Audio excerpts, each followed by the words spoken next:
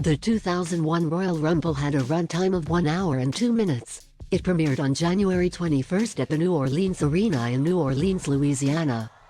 17,137 fans were in attendance, with Jim Ross and Jerry the King Lawler on commentary. Lillian Garcia made her debut as ring announcer on this evening. When I think about the Royal Rumble, one of the biggest events in wrestling, with all the big stars coming together for one opportunity to main event Wrestlemania, no other Rumble comes to mind first than the one in 2001. You may have your opinions on what the biggest or the best Rumble is in history. For me, 2001 is my all-time favorite. This Rumble was amazing.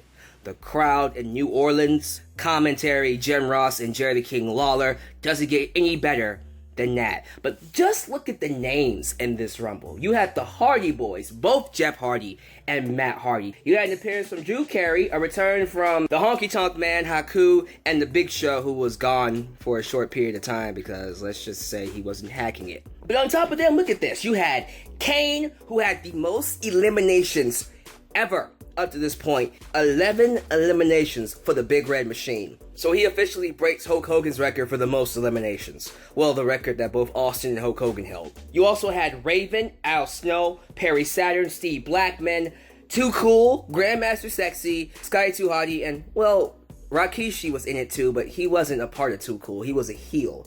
I did it for The Rock. I did it for the people. Godfather, Taz, Bradshaw, Farouk, APA, Hardcore Holly, Crash Holly, Val Venus, William Regal, The Undertaker, Billy Gunn, and Stone Cold Steve Austin, who ultimately wins his third Rumble, and the only person to win 3 Rumbles. No one else has won 3 Rumbles other than Stone Cold Steve Austin. Just another plaque on his legendary wall. This match had everything, even Drew Carey, who... let's not talk about him, but you had hardcore action, you had blood, you had interferences from people like Triple H, you had hardcore action, you had blood, you had storylines. Triple H made an appearance in this Rumble to basically screw Austin, but didn't get the job done. When you think about the Royal Rumble, when you think about this event setting up the road to WrestleMania, I don't know any other Rumble that got me more excited for WrestleMania than this one. This, to me, represents everything the Royal Rumble is all about, and it is one of the greatest of all time.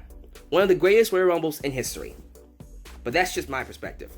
Let's see what We Are Pro Wrestling says. So you know what time it is. Let's go to the vote.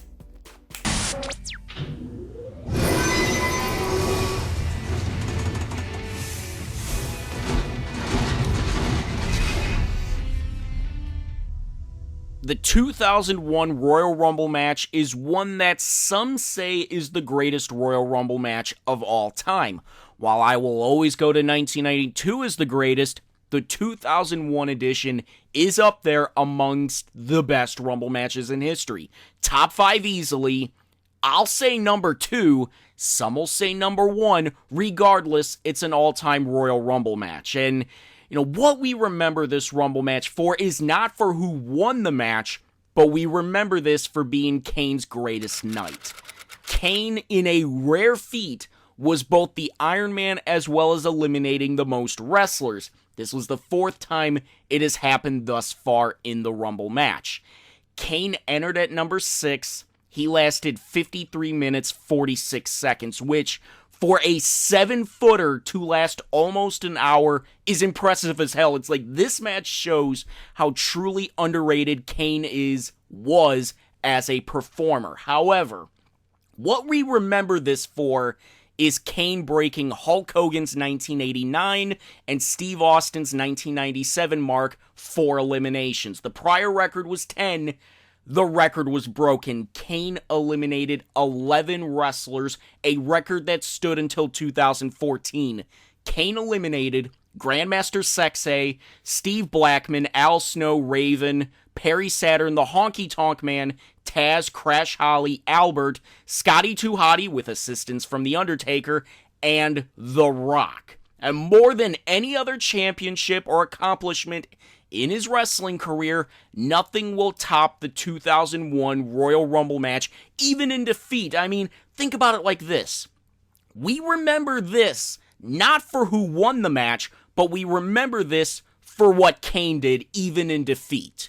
The final four of this Royal Rumble match was Billy Gunn, The Rock, Kane, and Steve Austin, with a bloody Steve Austin hitting Kane with a chair 3 times before eliminating him. Steve Austin wins the 2001 Royal Rumble match, becoming the first and only 3-time Rumble match winner. So many great things during this match. Of course, Kane's performance. You had near the end the face-off with Steve Austin and The Rock. You had Austin's third Rumble win. A lot of great things in this Rumble. Drew Carey aside, this Royal Rumble match was outstanding. To me, the second best Rumble match of all time.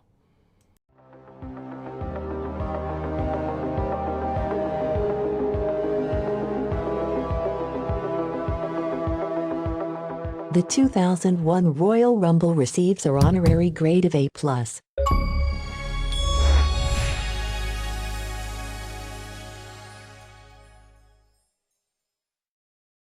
Thank you guys for watching. That concludes the Attitude Era. We now enter the Ruthless Aggression Era, the start of WWE no longer being WWF. So I'll see you guys in 2002 for more of my Royal Rumble review series. Catch you guys next time. Your boy, Alyx, signing off. Peace.